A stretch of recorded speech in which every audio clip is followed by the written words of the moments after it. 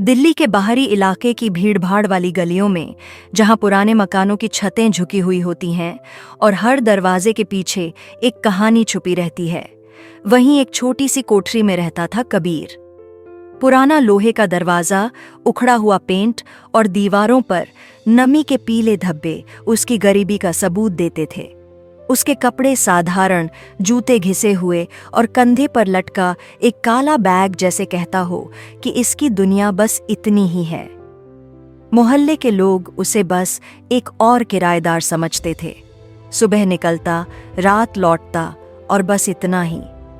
किसी ने कभी नहीं जाना कि उसकी आंखों में छुपा था एक सपना, एक ऐसा सपना जिसे उसने कभी किसी से साझा नहीं किया। मोहल्ले की बच्चों की नज़र में वह एक अजीब इंसान था, बड़ा शांत, बड़ा अलग। और उसी मोहल्ले में रहती थी शालिनी, एक अमीर बाप की बेटी। उसका मन बड़े सपनों से भरा था। उसके लिए दुनिया वही थी जो उसकी सीमाओं में बसी थी। अच्छे कपड़े, महंगे फ़ोन, शानदार शादी। उसे गरीबों के बीच खड़े होना तक पसंद नहीं था। उसके लिए कबीर सिर्फ एक मिसाल था उस गरीबी की, जिसे वह अपने आसपास भी नहीं देखना चाहती थी। फिर एक दिन किराने की दुकान पर शालिनी की नज़र कबीर पर पड़ी। उसने उसे सामान खरीदते देखा। उसकी सादगी पर हंसी आ गई। उसने सोचा, ये वही गरीब लड़का है जिससे दूर रहना चाहिए। उसका मन यह सोचकर और भी निश्चिंत हो गया। कुछ हफ्तों बाद जब उसकी माँ कमला को किसी ने कबीर के बारे में बताया कि लड़का अच्छा है, मेहनती है, शादी के लिए बुरा नहीं, तो कमला ने जोर से हंसते हुए कहा, अरे हमारी बेटी रानी है, वो किसी चपरासी से शादी करेगी क्या? लेकिन कहानी यहीं खत्म नहीं हुई।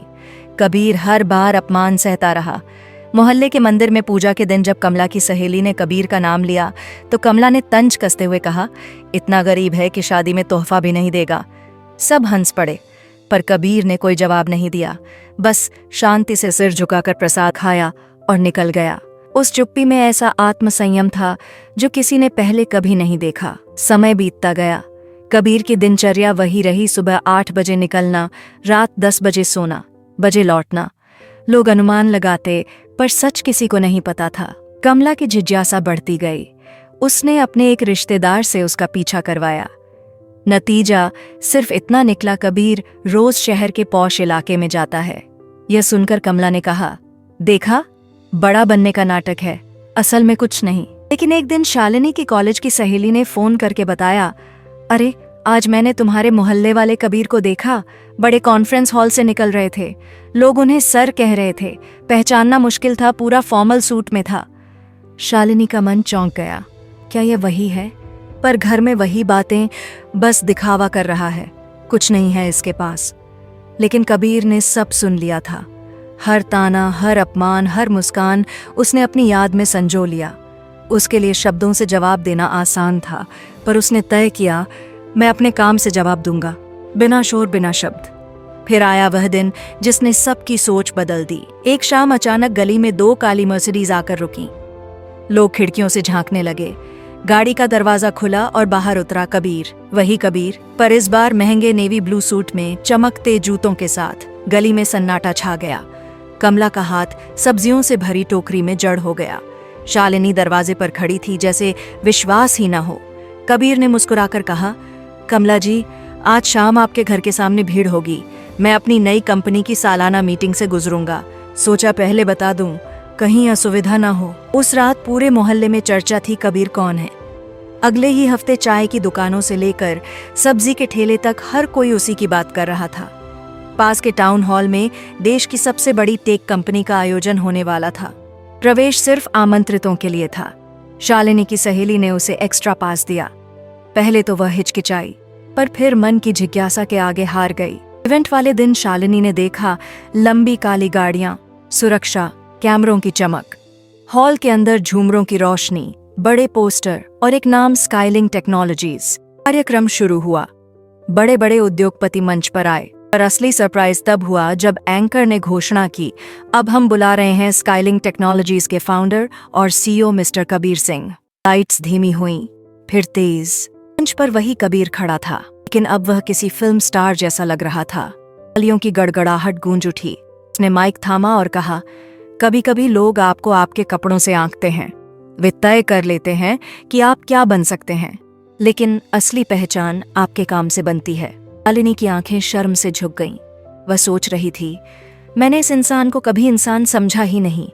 उधर कमला टीवी के सामने बैठी थी। कबीर का चेहरा देखते ही उसके हाथ से कप गिर पड़ा। स्क्रीन के पास जाकर देखती रही, मानो ये सपना हो।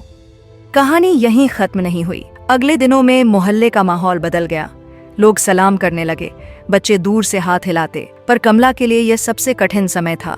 वह खुद को कोसती। फिर एक दिन साहस करके कबीर के पास गई। बोली, बेटा हमें माफ कर दो, हमने तुम्हें गलत समझा। कबीर ने मुस्कुराकर कहा, गलत समझना इंसान की फितरत है कमला जी, लेकिन गलत बोलना आदत है और आदत बदलना मुश्किल होता है। उसकी स्थिर आवाज में कोई गुस्सा नहीं था, बस एक ठंडा सच। अगले ही हफ्ते कबीर ने मोहल्ले के बच्चों के लिए फ्री क्लास शुरू कर दी। पढ़ाई, कंप्यूटर ट्रेनिंग, स्किल डेवलपमेंट सब सिखाया जाने लगा। लोग खुश हुए, बच्चे उमड़ पड़े। पर कमला के रिश्तेदारों के बच्चों का नाम उस लिस्ट में नहीं था। यह था उसका शांत जवाब, बिना शोर, बिना कटुता। शालिनी अब कबीर से मिलने की कोशिश करती। एक दिन उसने कहा, तुम इतने बदल गए हो, पहले तो बात कर लेते थे। कबीर ने उसकी आंखों में देखते हुए कहा, पहले तुम मुझे इंसान नहीं समझती थी, अब मैं तुम्हें अहमियत नहीं देता। बराबरी तो होनी चाहिए। यह सुनकर शालिनी चुप हो गई। उसे समझ आ गया कि असली जवाब शब्दों में नहीं, अपने काम से दिया जाता है। मोहल्ले में अब कबीर सिर्फ साधारण किराएदार नहीं रहा, वह पहचान बन गया मेहनत, इज्जत और कामयाबी की। कमला जब भी उसे देखती तो नजरें झुक जाती, क्योंकि अब उसे समझ आ चुका था, असली अमीरी कपड़ों में नहीं, इंसान की सोच में होती है। और यहीं पर कहानी खत्म नहीं होती। ये हमें सिखाती है कि दुनिया आपके बाहरी रूप से नहीं, आपके कर्मों से पहचानेगी। जो खुद पर विश्वास रखता है वो दुनिया की राय से ऊपर उठ सकता है। तो दोस्तों, अगर आपको ये कहानी पसंद आई हो तो मेरे इस चैनल रौनक शाह को सब्सक्राइब करके वीडियो को लाइक कर देना। ऐसे ही दिल छू लेने वाली कहानियों के लिए साथ बने रहिए।